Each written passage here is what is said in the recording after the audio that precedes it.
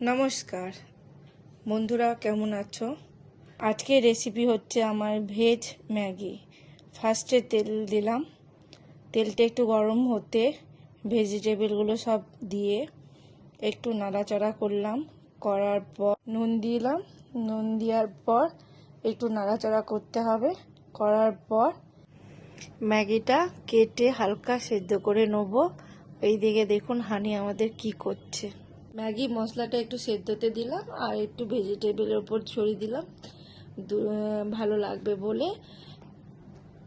ম্যাগিটা হয়ে গেছে, এবার নেড়ে চেড়ে নামিয়ে দিলাম। নামানোর পর ভেজিটেবলগুলোর ওপর ম্যাগিটা দিয়ে হালকা নাড়াচাড়া করে নিলাম। চিলি ফ্লেক্সটা আমি ব্যবহার করি, এই চিলি ফ্লেক্সটা আমি দিয়ে দিলাম।